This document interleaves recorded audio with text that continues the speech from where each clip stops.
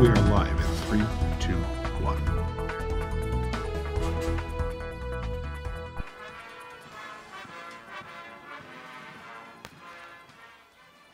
Many are gathered today to honor former President George H.W. Bush for his funeral services. Utah's Medical Marijuana Compromise Act is now an official law. All Utah drivers are required to get a new license by 2020. Welcome to Newsline. It's Wednesday, December 5th. I'm Simeon Toronto. And I'm Cristina Bolaños. The funeral for 41st President of the United States, George H.W. Bush, is underway. Officials from around the world have gathered in Washington, D.C. at the National Cathedral to pay their respects to the war hero, congressman, statesman, and president. Omar Jimenez reports.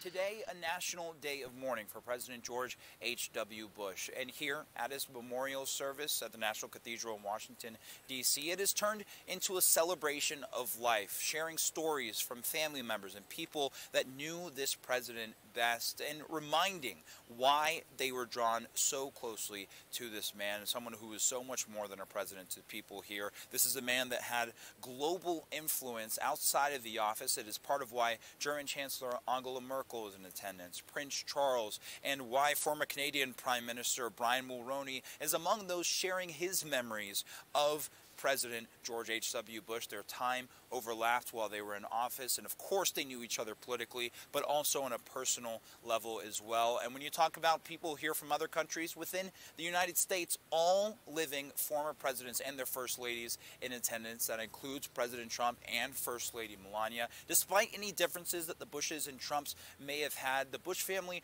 really wanted the institution of the presidency to transcend any sort of personal animosity, and that is what we see play out in this memorial service. After this is over, this president will then head back to Texas, where he will be taken to his final resting place tomorrow, and he will be buried next to his late wife Barbara Bush and their daughter Robin, who died at the age of 3 due to leukemia. Reporting from the National Cathedral in Washington, D.C., I'm Omar Jimenez. Today is a national day of mourning in honor of Bush's funeral. There will be no mail services, and most government buildings and services will be closed. The funeral for fallen South Salt Lake police officer David Romrell is happening right now at the Maverick Center in West Valley City. There was a viewing at 9 a.m. Hundreds gathered at the 11 o'clock service to pay their respects to the officer who lost his life in the line of duty. Romrell was killed when he was struck by a burglary suspect's vehicle on November 24th. A procession will follow the funeral service, taking the casket to Larkin Mortuary in Sandy. Utah's Medical Marijuana Compromise Act was signed into law this week, but there are concerns that the compromise changed too much. Some supporters of the original bill say the new compromise is more restrictive. In the new law, the number of dispensaries dropped from 40 to 7. The bill also shortened the list of illnesses that qualify for cannabis cards. Governor Gary Herbert called this compromised version of the bill the best designed medical cannabis program in the country. The state of Utah has the 7th highest rate of opioids-related deaths in the entire nation, and that number keeps growing in the Beehive State and really across the country.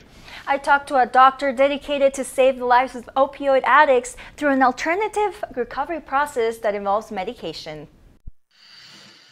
My wife had found out that I had purchased a prescription, and she had called me and said, "You need to come and get your stuff and get out of the house." A professional, a family member that gets hurt and then hooked.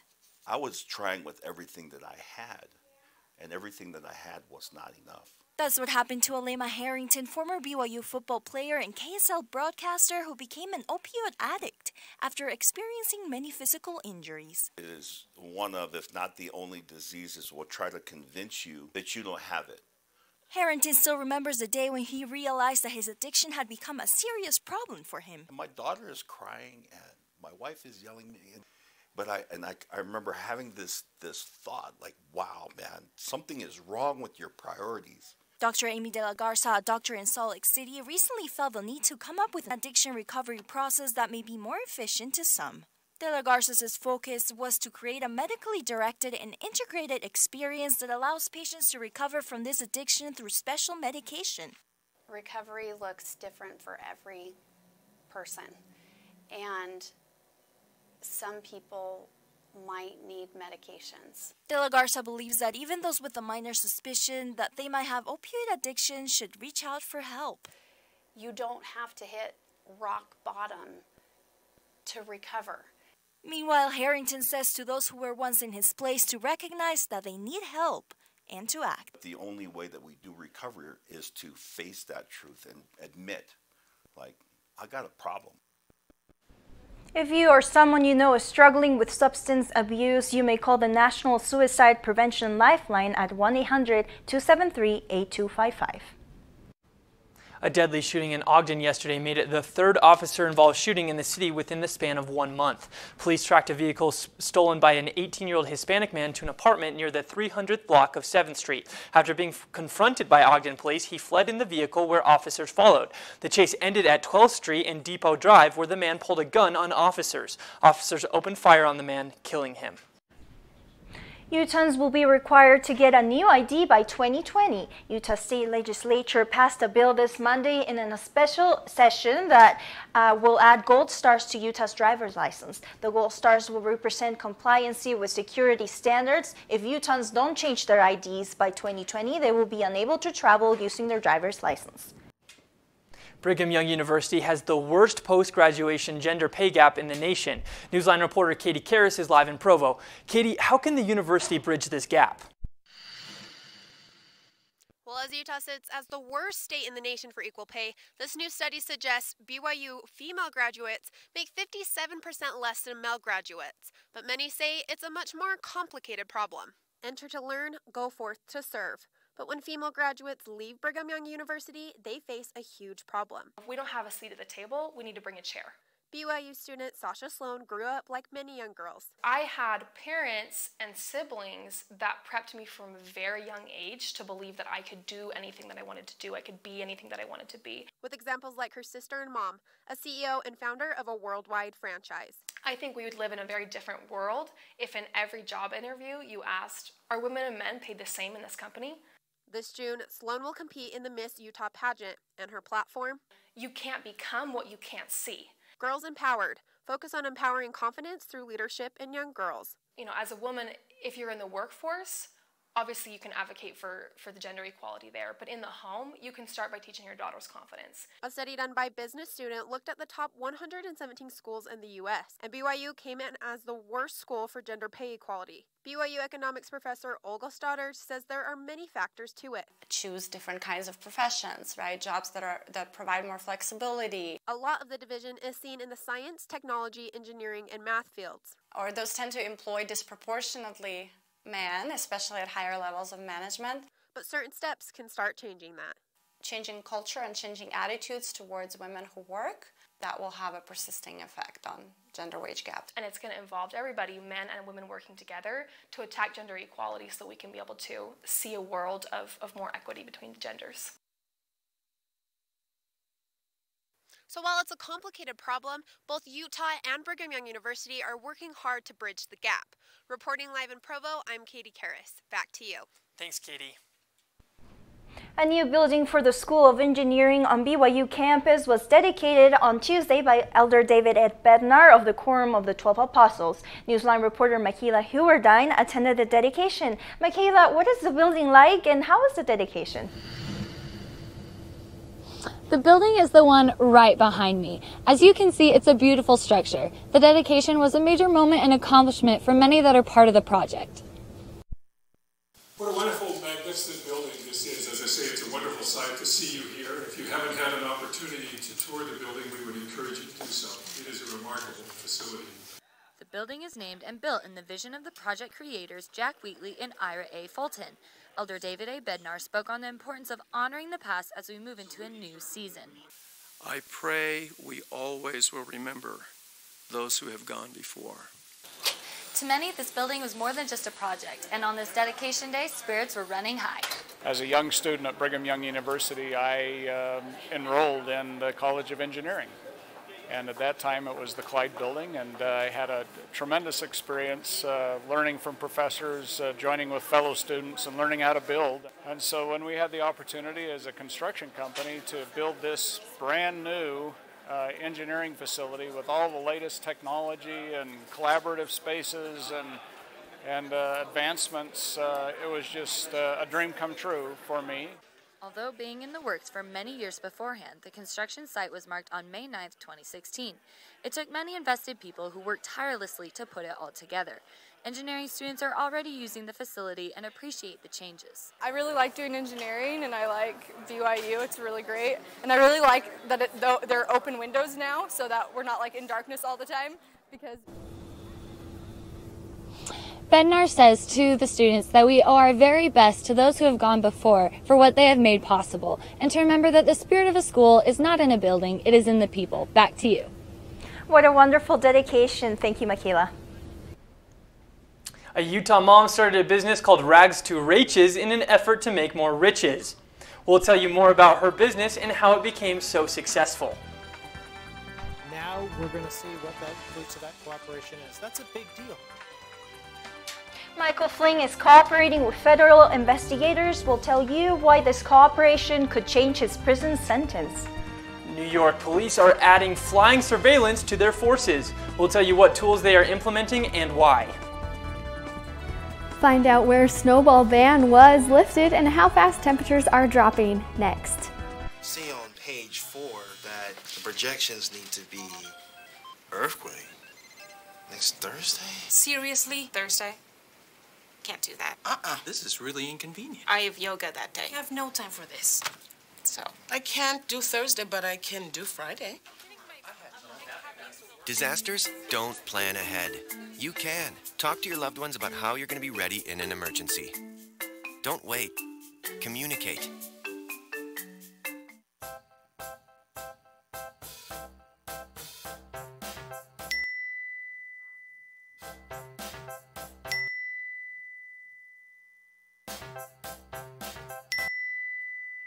Planning the right amount of food is hard. The Guestimator makes it easy. Just tell it who's coming and what's for dinner. Then it tells you how much to make. And yes, it even plans for leftovers. Try it at SaveTheFood.com. When they test you, stand firm and move only when you hear the seatbelt click that says they're buckled in for the drive. Never give up till they buckle up.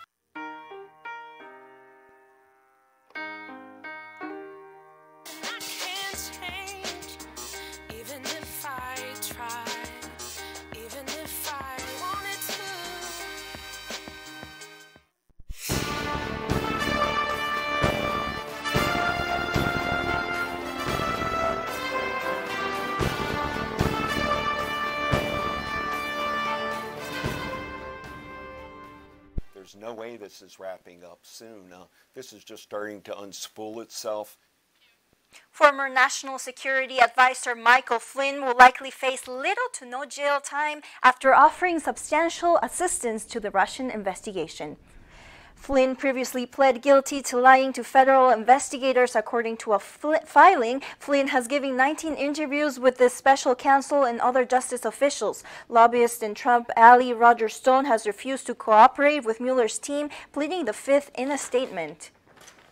Check your freezer. More than 5 million pounds of non-intact raw beef products have been added to the initial recall from back in October. The brands of beef include Kroger, Cedar River Farms, Grass Run Farms, and JBS Generic. The Centers for Disease Control and Prevention reports 246 people have gotten sick in 25 states since November 15th from salmonella contamination.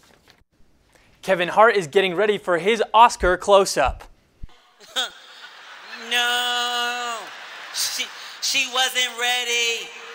The actor and comedian announced on Instagram Tuesday that he's been tapped to host next year's Academy Awards. Hart says hosting the Oscars has been a goal of his for a long time, and he's getting excited for the opportunity.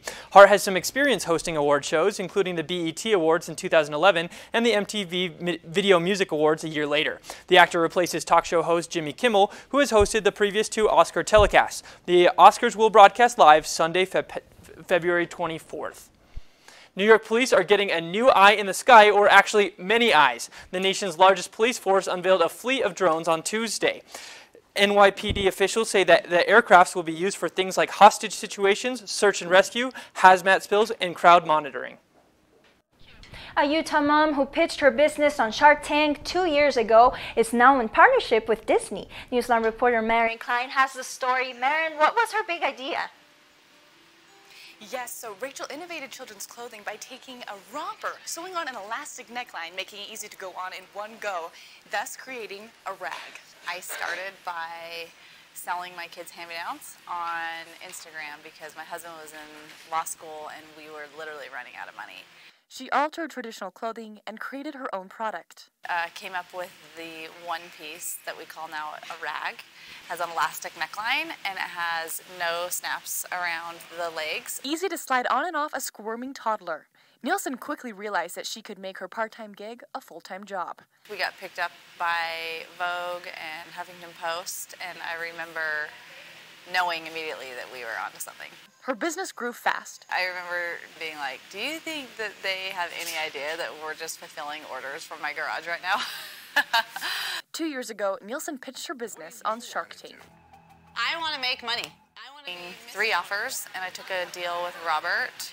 They didn't end up going through with the deal, but the experience provided Nielsen with important mentorship and opportunities. That really, really helped kind of put Ragz on the map. After the episode aired, things began to really start rolling. We ended up getting a deal with Nordstrom. Then a representative from Disney reached out.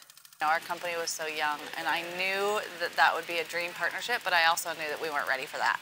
But now, 2 years later, that dream partnership just became a reality. We have finally been able to take on Disney, and we just released that collection 2 months ago, and it's gone really, really well. Nielsen tells us that Ragz is well on its way to riches as more partnerships are in the works. Reporting for Newsline, I'm Marion Klein.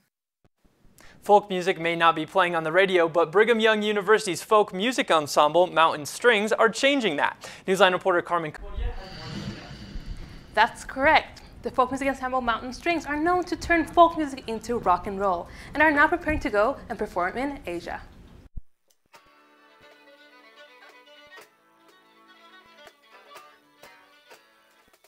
It's really rare to find a folk music program in any schools in America. There's very few, especially the fact that we get to play with the dancers, the International Folk Dance Ensemble, and travel with them. It's such an incredible opportunity.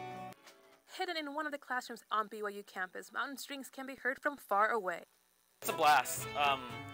I played with these guys last year, and so we've had a little bit of time to grow together as an ensemble and get a lot of great chemistry together. And we have a ton of fun, and there's some great musicians in this group. So, under the direction of Mark Gesleyson, Mountain Strings is made up of fiddle, banjo, guitar, mandolin, piano, bass, and percussion. Mountain Strings is one of a few different folk music ensembles at BYU. It's considered the top group, and it's the group that we form every year to perform and travel with the international folk dancers. The group is traveling together with other ensembles to China next year. Certain people in China have been communicating with people here at BYU, and they said, we want to bring this big, epic show from BYU. We want to just capture the attention of the people of China, and that's what they want. They want us to come over and say, hey, show us what you do at BYU. And there's a lot to it. They have to be the better than average musicians and singers. I love that we're such a tight group. I think it helps us to play better together, and it's such a blessing. Mountain Strings' next concert will be held in the Madsen Recital Hall on December 12th.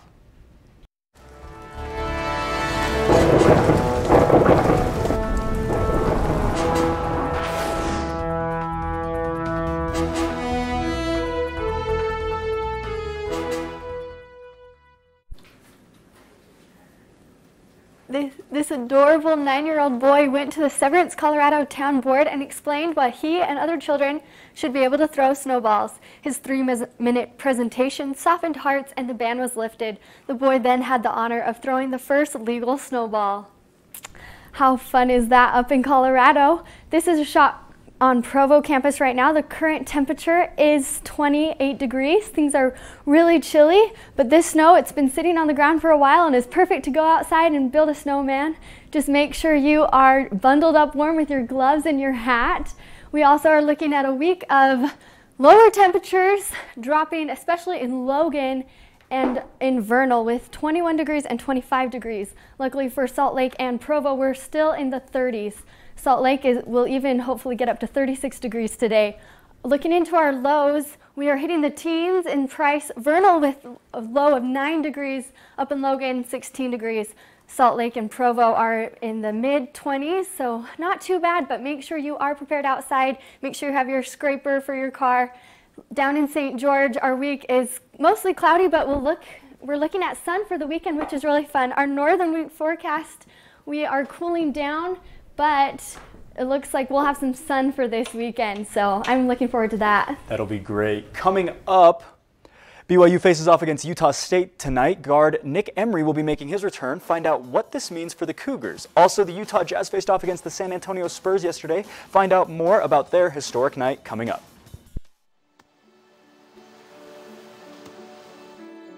I don't remember how it started. Go to that. Our back and forth. It always came back. Dad! You probably don't remember what you told me, That was perfect. but I heard every word.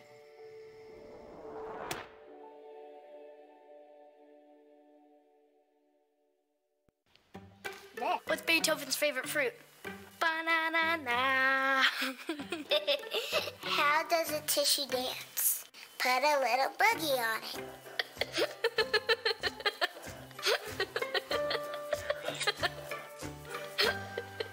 Hey, Bobo, do trees tell each other stories? I'm sorry. I'm afraid I don't know that. Hey, why don't we go find out? Listen.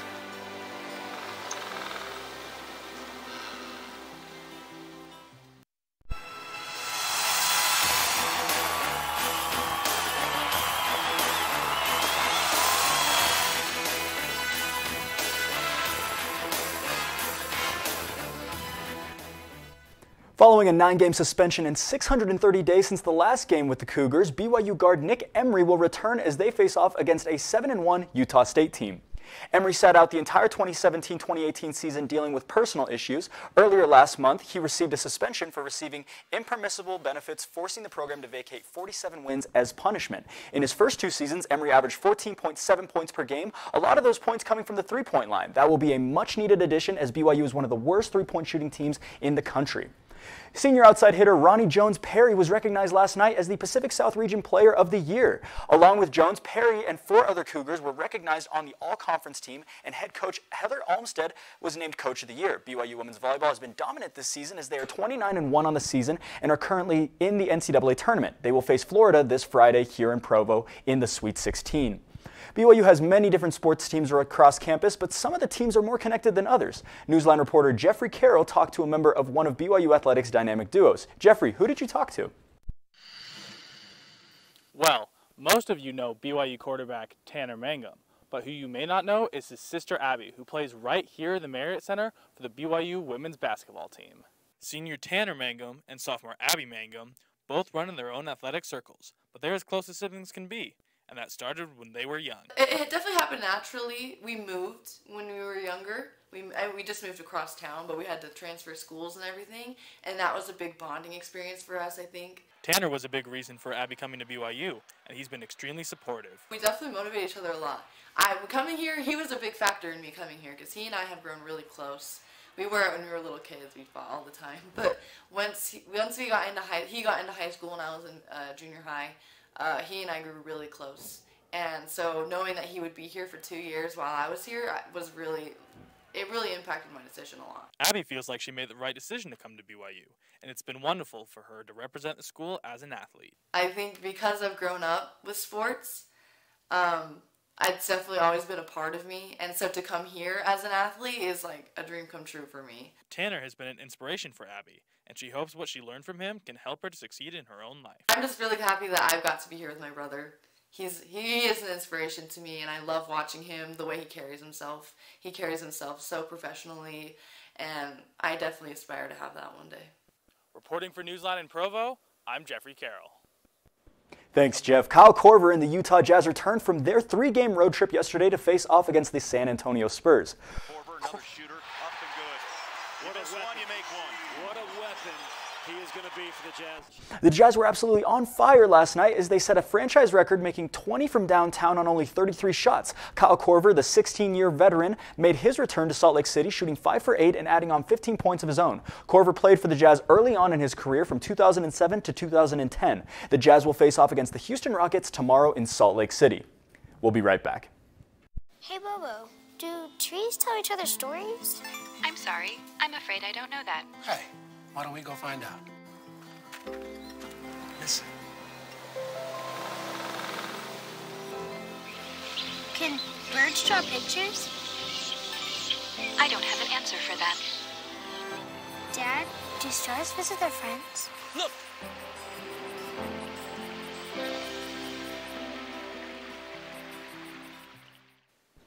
What would you do if you found a bag full of $17,000? Well, this homeless man did the right thing. Kevin Booth only stops by a Washington food bank when he can't get food elsewhere. When he stopped by one morning, he found a bag of money stuffed with $17,000 inside.